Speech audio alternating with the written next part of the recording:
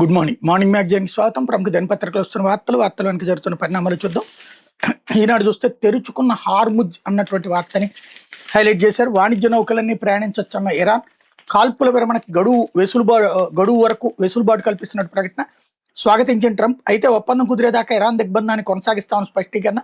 పాక్ వేదికగా వచ్చే వరమే మలివిడత చర్చలు. తీవ్ర ఉద్రిక్తతలతో అట్టుడుగుతున్న పశ్చిమాసియాలో సుస్థిర శాంతి స్థాపన దిశగా అత్యంత కీలక ముందడుగుపడింది. తమపై దాడులకు ప్రతీకారంగా ఎన్నాళ్ళు మూసి ఉంచిన హార్ముజ్ జలసంధిని ఇరాన్ శుక్రవారం పూర్తిగా తెరిచింది. కాల్పుల ఒప్పందం గడువు ముగిసేదాకా వాణిజ్య నౌకలన్నీ అందులో రాకపోకలు సాగించొచ్చని ప్రకటించింది.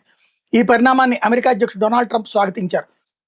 హార్ముజ్ని తెరిచినందుకు టెహ్రాన్ కృతజ్ఞతలు తెలిపారు. అయితే యుద్ధం ముగింపు కోసం ఒప్పందం కుదిరేదాకా ఇరాన్ దిగ్బంధనాన్ని మాత్రం తాము ఉపసంహరించుకోబోమని స్పష్టం చేశారు. హార్ముజ్ పూర్తిగా తిరిగి తెరుచుకోవడంతో చమురు ధరలు శుక్రవారం ఒక్కరోజు దాదాపు 11% తగ్గినాయి. మరోవైపు అమెరికా ఇరాన్ మధ్య రెండో విడత చర్చలు వచ్చే వారం జరగనున్నట్టు తెలుస్తోంది. వాటికి ఆతిథ్యం ఇచ్చేందుకు పాకిస్తాన్ ఏర్పాట్లు చేస్తోంది. హార్ముజ్ను తెరుస్తున్నట్టు ఇరాన్ తరపున ఆ దేశ విదేశాంగ మంత్రి అబ్బాస్ అరాగ్చి ఎక్స్లో ప్రకటన చేశారు. లెబనాన్లో కాల్పుల విరమణ అమలవుతున్నందున హార్ముజ్ను పూర్తిగా తెరుస్తున్నాం. కాల్పుల విరమణ గడువు మూసేదాకా ఈ జలసంధిలో వాణిజ్య నౌకలని ప్రయాణించొచ్చని పేర్కొన్నారు. అయితే ఇరాన్ ఓడరేవులు సముద్ర రవాణా సంస్థ ఇప్పటికే ప్రకటించిన మార్గంలో మాత్రమే అవి ప్రయాణించాలని అరాగ్చి స్పష్టం చేశారు. లేకపోతే ఇంకెప్పుడు మూసేయనంది అంటూ ట్రంప్ స్టేట్మెంట్ కూడా ఇక్కడ హైలైట్ చేశారు. హార్ముజ్ ఇంకెప్పుడు మూసివేయకుండా ఉండేందుకు ఇరాన్ అంగీకరించినట్టు అమెరికా అధ్యక్షుడు ట్రంప్ తెలిపారు. ప్రపంచానికి వ్యతిరేకంగా ఒక ఆయుధంగా ఈ జలసంధిని ఇక ఉపయోగించబోదని స్పష్టం చేశారు. అమెరికా సాయంతో హార్ముజ్లో అన్ని సీమైన్స్ని తొలగించేందుకు ఇరాన్ కృషి చేస్తోందని కూడా ట్రూత్ సోషల్లో ఆయన తెలిపారు. శుద్ధి చేసిన యురేనియం తమకు అప్పగించేందుకు టెహ్రాన్ అంగీకరించిందని మరోసారి పేర్కొన్నారు. అత్యధిక అంశాలపై సంప్రదింపులు ఇప్పటికే పూర్తయినందున దాంతో శాంతి ఒప్పందం త్వరలోనే కుదిరే అవకాశాలున్నాయన్నారు. లెబనాన్పై తదుపరి దాడులు ఏవీ చేయొద్దని ఇజ్రాయెల్ని తాము ఆదేశించినట్టు ట్రంప్ తెలిపారు. ఇరాన్తో కుదుర్చుకునే ఒప్పందానికి లెబనాన్కు సంబంధం లేదు, అయినా లెబనాన్ని మళ్లీ గొప్పగా మారుస్తామని పేర్కొన్నారు. అయితే పంచాయతీ ఓటర్లు 2,89,10,279 ఖరారు చేసిన రాష్ట్ర ఎన్నికల సంఘం నిన్ననే ఈ అంశానికి సంబంధించిన వార్త మళ్ళీ వాళ్ళ హైలైట్ చేసుకొచ్చారు. లేకపోతే పూడి శ్రీహరి, గిరీష్ కుమార్లకు ఎదురు దెబ్బ. రిమాండ్ను తిరస్కరిస్తూ కుప్పం కోర్టు ఇచ్చినటువంటి ఉత్తర్వుల అమలు నిలుపుదల. నిందితులిద్దరికీ హైకోర్టు నోటీసులు. ముఖ్యమంత్రి చంద్రబాబు ఫోటోను మార్ఫింగ్ చేసి సామాజిక మాధ్యమంలో పోస్ట్ చేసిన కేసులో వైకాపా ప్రధాన కార్యదర్శి పూడి శ్రీహరి, గిరీష్ కుమార్ రెడ్డిలకు హైకోర్టులో చుక్కెదురైంది. వారిరువురి రిమాండ్ను తిరస్కరిస్తూ కుప్పం కోర్టు ఇచ్చిన ఉత్తర్వులను హైకోర్టు నిలిపేసింది. శ్రీహరి, గిరీష్ కుమార్ రెడ్డిలకు నోటీసులు జారీ చేస్తూ విచారణను ఈ నెల 21కి వాయిదా వేసింది. హైకోర్టు న్యాయమూర్తి డాక్టర్ జస్టిస్ వై లక్ష్మణరావు శుక్రవారం మేరకు మధ్యంతర ఉత్తర్వులు ఇచ్చారు. కుప్పం మ్యాజిస్ట్రేట్ ఇచ్చిన ఉత్తర్వులను సవాల్ చేస్తూ కుప్పం అర్బన్ పోలీసులు దాఖలు చేసిన వ్యాజ్యంపై హైకోర్టులో విచారణ జరిగింది. న్యాయస్థానం ఉత్తర్వులు ఇచ్చిన కొద్దిసేపటి తర్వాత శ్రీహరి తరపు సీనియర్ న్యాయవాది పొన్నవోలు సుధాకర్ రెడ్డి కోర్టుకు హాజరై కుప్పం కోర్టు ఇచ్చిన ఉత్తర్వులను సస్పెండ్ చేయడం మీద అభ్యంతరం తెలిపారు. తమ వాదనలు వినకుండా ఏకపక్షంగా ఉత్తర్వులు ఇవ్వడానికి వీల్లేదన్నారు. తదుపరి విచారణ వరకు నిందితులను అరెస్ట్ చేయకుండా రక్షణ కల్పించాలని కోరారు. ఈ వాదన మీద పబ్లిక్ ప్రాసిక్యూటర్ మెండ లక్ష్మీనారాయణ అభ్యంతరం తెలిపారు. హైకోర్టు మధ్యంతరం వచ్చాక తమ వాదనలు వినాలనడం తప్పన్నారన్నటువంటి వార్తని హైలైట్ చేశారు. లేకపోతే జగన్ రాజకీయాల్లో ఉంటే రాష్ట్రానికే నష్టం, రఫా నరకడం, రక్తాభిషేకాలు చేయడం వారి సంస్కృతి. గెలవరనుకుంటే నా సన్నిహితులకు కూడా టిక్కెట్లు ఇవ్వలేదు. జగన్ ఇంట్లో ఉంటే ఆయన ఇంటి వరకే నష్టం, కానీ ఆయన రాజకీయాల్లో ఉంటే రాష్ట్రానికి నష్టం. వైకాపా నాయకులు పొట్టేళ్లన్నరికి రక్తాభిషేకాలు చేస్తున్నారు. అధికారంలోకి వస్తే రఫా నరుకుతామని పోస్టర్లు పెడుతున్నారు. ఇది వాళ్ళ సంస్కృతి అని సీఎం చంద్రబాబు ధ్వజమెత్తారు. వైకాపా రాజకీయాలు దుర్మార్గాలను ప్రజలకు వివరించాలని సూచించారు. మంగళగిరిలోని తెలుగుదేశం పార్టీ కేంద్ర కార్యాలయం క్లస్టర్ ఇన్ఛార్జీలతో కాఫీ కబుర్ల పేరుతో నిర్వహించిన కార్యక్రమంలో చంద్రబాబు మాట్లాడారు. పనితీరు ప్రాతిపదికగా ఒక మండలాధ్యక్షురాలని క్లస్టర్ ఇన్ఛార్జిని పార్టీలో అత్యున్నతమైన పాలిట్ బ్యూరోకి తీసుకున్నామని వివరించారు. కార్యకర్త అధినేత అన్న విధానానికి ఇదే నిదర్శనం అన్నారు. పనిచేసే వారికి గౌరవం, గుర్తింపు తప్పకుండా లభిస్తుంది. ఎన్నికలకు ముందు పార్టీ పిలుపునిచ్చిన కార్యక్రమాలు, ఎన్నికల మేనిఫెస్టోని మీరు ఇంటికి తీసుకెళ్లారు. అధికారంలోకి వచ్చాక ఎన్ని ఆర్థిక ఇబ్బందులున్న ఆ హామీల్ని అమలు చేసాం. గతంలో కంటే రెట్టింపు సంక్షేమం అమలు చేస్తున్నాం. వీటికి కార్యకర్తలు ఓనర్షిప్ తీసుకోవాలి. ప్రభుత్వం ఏ పని చేసినా దాని ఫలితం పార్టీకే దక్కుతుందని చంద్రబాబు తెలిపారు అన్నటువంటిది హైలైట్ చేశారు. ఈ వార్త అంతా రాశారు. కానీ ఎక్కడన్నా అన్ని పథకాలు అమలైనయా? 50 ఏళ్ళకి పెన్షన్ అమలైందా? 18,000 రూపాయలు ప్రతి మహిళకి ఏడాది 1,500 రూపాయలు చెప్పిన నెలకి అమలైందా? నిరుద్యోగ భృతి అమలైందా? కానీ అన్ని అమలు చేశామని వీళ్ళు చెప్పండి అని చెప్తున్నారు. అసలు లాజిక్ అక్కడ ఉందన్నమాట. లేకపోతే సజ్జల భార్గవరెడ్డి తీరు అనాగరికం, ఆటవికం. ముఖ్యమంత్రి, ఉప ముఖ్యమంత్రి, మంత్రుల ప్రతిష్టను దెబ్బతీసేందుకు తెగబడ్డారు. ఇలాంటి అనాగరిక ప్రవర్తనపై కఠినంగా వివరించాలి. భావ ప్రకటన, వాక్ స్వాతంత్ర హక్కుకు పరిమితులు. హైకోర్టు స్పష్టీకరణ. పోలీసులు కోరినప్పుడు విచారణకు వస్తాను అఫిడవిట్ ఇవ్వండి భార్గవరెడ్డికి ఆదేశం. ఆ తర్వాత ఎల్ఓసి వెనక్కి తీసుకోవాలని అన్నమయ్య జిల్లా ఎస్పీకి స్పష్టీకరణ. భార్గవ్ రెడ్డిపై పలు కేసులు పెండింగ్లో ఉన్నాయని, కాగ్నిజబుల్ నేరాలకు సంబంధించిన కేసు నమోదైనప్పుడు ఎల్ఓసి జారీ చేయాలని కోరే అధికారం దర్యాప్తు సంస్థలకు ఉందని న్యాయమూర్తి పేర్కొన్నారు. బ్యూరో ఆఫ్ ఇమ్మిగ్రేషన్ అధికారులు ఎల్ఓసి జారీ చేయడం చట్టవిరుద్ధమేమీ కాదన్నారు. అన్నమయ్య జిల్లా ఎస్పీ అభ్యర్థంతో బీఓఐ ఎల్ఓసి జారీ చేసింది. భార్గవ్ రెడ్డికి బిఎస్ఎస్ ప్రకారం నోటీసులు ఇచ్చి వివరణ తీసుకోవాలని హైకోర్టు ఆదేశించిన పోలీసులు ఆ మేరకు వివరించలేదు. నోటీసు స్వీకరించేందుకు భార్గవ్ రెడ్డి విముఖత చూపారనేందుకు ఆధారాలు లేవు. దర్యాప్తు కొనసాగుతుందనే కారణంతో భార్గవ్ రెడ్డి విదేశాలకు వెళ్లే హక్కును హరించకూడదు.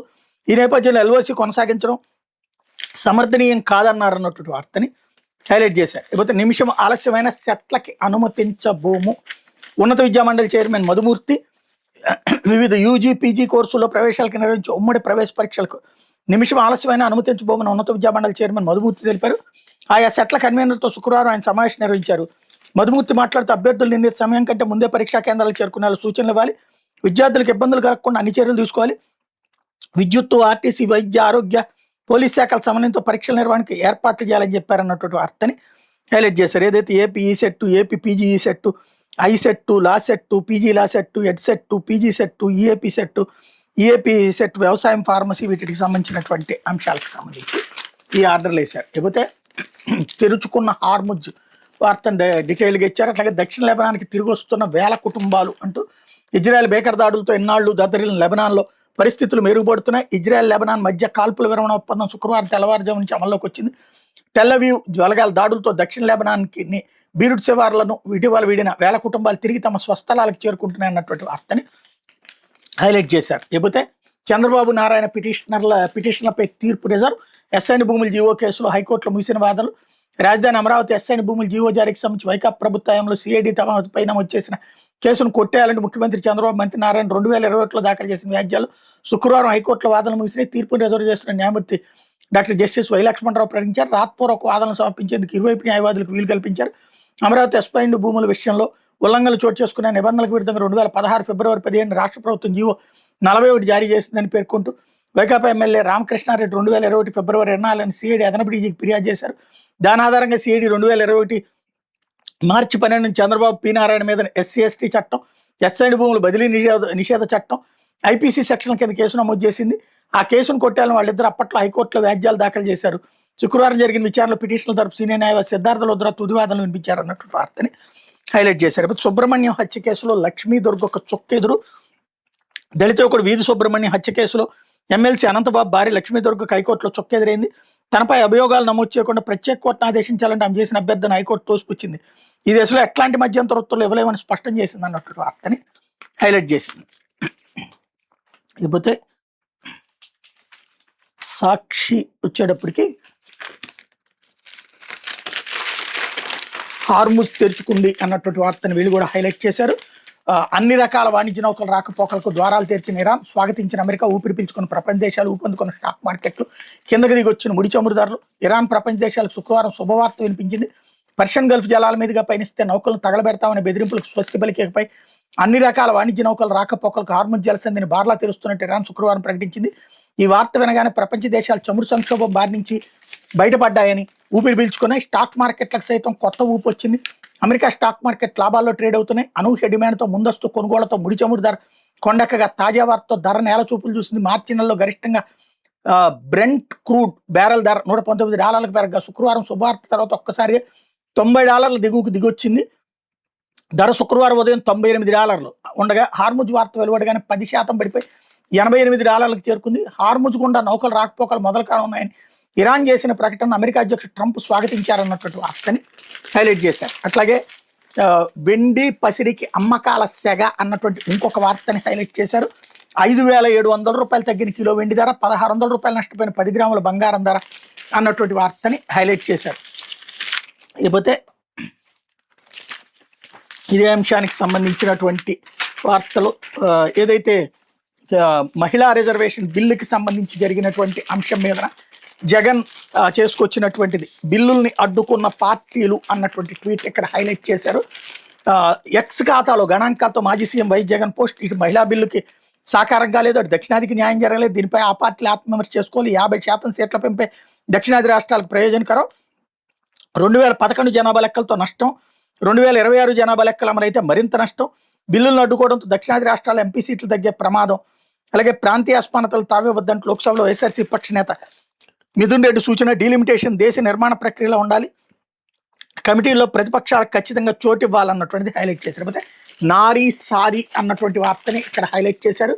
లోక్సభలో మొత్తం సభ్యుల సంఖ్య 540, ఓటింగ్లో పాల్గొన్నటువంటి సభ్యుల సంఖ్య 528, బిల్లు ఆమోదానికి కావాల్సినటువంటి ఓట్లు 352, అనుకూలంగా పడిన ఓట్లు 298, వ్యతిరేకంగా పడిన ఓట్లు 230, 352 ఓట్లు కావాల్సి ఉండగా అనుకూలంగా 298 ఓట్లే. బిల్లును వ్యతిరేకిస్తూ ఓటేసిన 230 మంది విపక్ష సభ్యులు. 3/200 మెజార్టీ సాధనలో మోడీ సర్కార్ విఫలం, సవరణతో పాటు మిగతా 2 బిల్లులు ఉపసంహరణ. మోడీ హయాంలో బిల్లు వీగిపోవడం ఇదే తొలిసారి. మహిళా చట్టం అమలుకు కృషి చేస్తూనే ఉంటాం కేంద్రం. బీజేపీ డీలిమిటేషన్ కుట్రను ఓడించామన్న విపక్షాలు, వాటి తీరు నిరసిస్తూ బీజేపీ మహిళా ఎంపీల ధర్నా. మోడీ సర్కార్కు పార్లమెంట్లో గట్టి ఎదురు దెబ్బ తగిలింది. చట్టసభల్లో మహిళలకు 33% రిజర్వేషన్లు 2029 నుంచి అమలు చేసేందుకు, లోక్సభ స్థానాల సంఖ్యను 816కు పెంచేందుకు కేంద్రం ప్రతిష్టాత్మకంగా తీసుకొచ్చిన రాజ్యాంగ 131వ సవరణ బిల్లు లోక్సభలో వీగిపోయింది. ముందు నుంచి ఊహించినట్టుగానే బిల్లు ఆమోదానికి అవసరమైన 3/200 మెజార్టీని అధికార పక్షం సాధించలేకపోయింది. శుక్రవారం సాయంత్రం లోక్సభలో చేపట్టిన కీలక ఓటింగ్లో మొత్తం 540 మంది సభ్యులకు గాను 528 మంది పాల్గొన్నారు. బిల్లు ఆమోదానికి 352 ఓట్లు రావాల్సి ఉండగా 298 మంది మాత్రం అనుకూలంగా ఓటేశారు. 230 మంది విపక్ష సభ్యులు బిల్లుకు వ్యతిరేకంగా ఓటేశారు. దాంతో సవరణ బిల్లు వీగిపోయినట్టు స్పీకర్ ఓం బిర్లా ప్రకటించారు. అందరూ బిల్లును ఉపసంహరించుకున్నట్టు పార్లమెంటరీ వ్యవహారాల మంత్రి కిరణ్ రిజిజు ప్రకటించారు. దాంతో పాటుగా ప్రవేశపెట్టిన డీలిమిటేషన్, కేంద్రపాలిత ప్రాంతాల సవరణ బిల్లును కూడా వెనక్కి తీసుకున్నట్టు ఆయన వెల్లడించారు. ఆ 2 బిల్లులు రాజ్యాంగ సవరణ బిల్లుతో ముడిపడి ఉన్నందున వాటిని ముందుకు తీసుకెళ్లే ఉద్దేశం ప్రభుత్వానికి లేదని పేర్కొన్నారు. మోడీ ప్రభుత్వ హయాంలో పార్లమెంట్లో ఒక బిల్లు వీగిపోవడం ఇదే తొలిసారి. నేపథ్యంలో మోడీ సర్కార్ లోక్సభ స్థానాల పెంపు యత్నాలు తాత్కాలికంగా తెరపడినట్టే అన్నటువంటి వార్తని హైలైట్ చేశారు. అయితే డబ్బులు లేవు, ఏం కొంటాం, రైతులకి తేల్చి చెప్పిన మంత్రి అచ్చెన్నాయుడు. అంతకుముందు అచ్చెన్న క్యాంప్ కార్యాలను ముట్టడించిన మొక్కజొన్న రైతులు ప్రభుత్వం స్పందించిన తీరుపైన ఆగ్రహం అన్నటువంటిది హైలైట్ చేశారు. అయితే సచివాలయం, హైకోర్టు, అసెంబ్లీ భవనాల్లో ఎంఈపీ పనులకు టెండర్లు నోటిఫికేషన్ జారీ చేసిన ఏజీఐసీఎల్ బెడ్ల దాఖలకు జాయింట్ వెంచర్లకు అవకాశం లేదన్న నిబంధన. పనులు ఎవరికి దక్కుతాయన్నది ఎప్పటికే నిర్ణయం అయిపోయింది అంటూ నిపుణులు. రాజధాని అమరావతిలో నేలపాడుకు సమీపంలో నిర్మిస్తున్న శాశ్వత సచివాలయం టవర్లో ఎంఈపీ, మెకానికల్, ఎలక్ట్రికల్, ప్లంబింగ్ పనులకు 3 ప్యాకేజీల కింద Amaravati growth infrastructure corporation limited టెండర్లు పిలిచింది. B+G+ 39 అంతస్తులు నిర్మిస్తున్న 1-2 టవర్లో ఎంఈపీ పనుల కాంట్రాక్ట్ విలువ 743 కోట్లు, 2-3 టవర్ల ఎంఈపీ పనుల కాంట్రాక్ట్ విలువ 681 కోట్లు అన్నటువంటి వార్తని హైలైట్ చేశారు. ఇక్కడే అసలు విశేషం ఏంటంటే విశాఖపట్నంలో కట్టినటువంటి మొత్తం బిల్డింగులు విత్ ఎలక్ట్రిసిటీ, ప్లంబింగ్ అన్నీ కలిపి 450 కోట్లు అయినాయి. ఇక్కడ ఒక్క ప్లంబింగ్కి, పవర్కి, వీటికే 480 కోట్లు అవుతుంది ఒక్కో టవర్కి.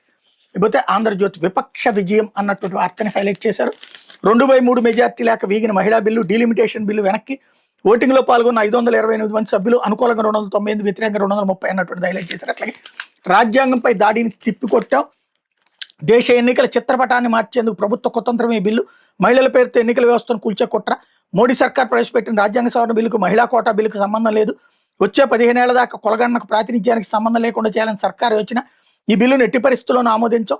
దేశంలో ఓబీసీలకు ప్రాతినిధ్యం, అధికారం కల్పించేందుకు సర్కారు వెనుకాడుతోంది రాహుల్. ప్రజాస్వామ్యాన్ని కూల్చే ప్రయత్నం ఖర్గే ధ్వజం. మోడీ ముసుగు వీడింది ప్రియాంక గాంధీ అన్నటువంటిది హైలైట్ చేశారు. అయితే ఆ భూములు ఫ్రీ హోల్డ్ 1.36 లక్షల ఎకరాల సర్వీస్ ఇనాం భూములకు నిషేధ విముక్తి. గ్రామీణ ప్రాంతాల్లో సర్వీస్ ఇనాం భూములు కలిగిన రైతులకు ఇచ్చిన మాటను కూటమి ప్రభుత్వం నిలబెట్టుకుంది. ఆ భూములను నిషేధ విముక్తి కల్పిస్తామని ముఖ్యమంత్రి చంద్రబాబు హామీని రెవెన్యూ శాఖ అమల్లోకి తీసుకొచ్చింది. రాష్ట్ర వ్యాప్తంగా 1,36,024 ఎకరాల సర్వీస్ ఇనాం భూముల్ని ఫ్రీ హోల్డ్ పరిధిలోకి తీసుకొస్తున్నామని, వెంటనే ఆ భూములు గుర్తించి నిషేధ జాబితా నుంచి తొలగించాలని రెవెన్యూ శాఖ ప్రత్యేక ప్రధాన కార్యదర్శి సాయి ప్రసాద్ శుక్రవారం ఆదేశాలు జారీ చేశారు. ఈ మేరకు జిల్లా కలెక్టర్లు రిజిస్ట్రేషన్ శాఖ అధికారులు ఉటంకిస్తూ ఆయన ప్రత్యేక మెమోను జారీ చేశారు. ఈ భూములపై 2023 జూలై 19 జారీ చేసిన జీవో 310 ప్రకారం సర్వీస్ ఇనాం భూములు, పట్టా భూములు గుర్తిస్తూ రెవెన్యూ రికార్డులు తాజాపరచాలని ఆయన ఆదేశించారన్నటువంటి హైలైట్ చేశారు. ఈ 2023 జూలైలో ఎవరున్నారు? జగన్మోహన్ రెడ్డి. ఆ ఉత్తర్వులు ఇచ్చింది ఎవరు? జగన్మోహన్ రెడ్డి. ఎబేయన్స్లో పెట్టి అడ్డుకున్నది ఎవరు? చంద్రబాబు ప్రభుత్వం. ఇప్పుడు చంద్రబాబు ప్రభుత్వం తను ఆపిన రిజిస్ట్రేషన్లు ఇప్పుడు తను ఇస్తుంటే, జగన్ ఇచ్చినటువంటి దాన్ని చంద్రబాబు ఇప్పుడు దాకా ఆపి తొక్కిపట్టి ఇప్పుడు ఇస్తుంటే అది చంద్రబాబే చేశారన్నటువంటి కోణంలో రాస్తారు. ఉత్తర్వులో అసలు విషయం ఉంటుంది. ఇది వీళ్ళ జర్నలిజం. ఇది నీచ జర్నలిజం అందామా, లేకపోతే కనుక నిజమైన జర్నలిజం అందామా అని జనం ఆలోచించుకోవాలి. లేకపోతే 24న యూరప్ పర్యటనకి జగన్ దంపతులు షరతులతో సిబిఐ కోర్టు అనుమతి అన్నటువంటి వార్తని హైలైట్ చేశారు. జగన్ యూరప్ టూర్కి వెళ్ళబోతున్నారు అన్నటువంటి విషయాన్ని. లేకపోతే 30 సంవత్సరాలుగా అవరోధాలే, 1996లో తొలిసారిగా మహిళా బిల్లు, ఓబీసీ కోట లేకపోవడంపై వ్యతిరేకత, వాజ్పేయి పాలనలో పలుమార్లు బిల్లు ఆమోదానికి విఫలయత్నాలు, మన్మోహన్ పాలనలో రాజ్యసభ ఆమోదం, మోడీ హయాంలో చట్టమైంది కానీ అన్నటువంటి వార్తని డీటెయిల్డ్గా రాసుకొచ్చారు. ఇంతవరకు 30 సంవత్సరాలుగా దాన్ని ఆపుతూనే ఉన్నారంట. లేకపోతే ఉగ్ర డాక్టర్ల ఇళ్లలో బాంబుల తయారీ, వారి అసలు లక్ష్యం ఏజీహెచ్ పునరుద్ధరణ, ఎర్రకోట బాంబు దాడుల కేసులు ఎన్ఐఏ ఛార్జ్షీట్, దేశ రాజధాని ఢిల్లీలోని ఎర్రకోట వద్ద గత ఏడాది నవంబర్ 10 జరిగిన బాంబు దాడుల కేసును విచారించి జమ్మూ కాశ్మీర్ ప్రత్యేక దర్యాప్తు సంస్థ అధికారులు సంచలన విషయాలు వెలుగులోకి తెచ్చారు.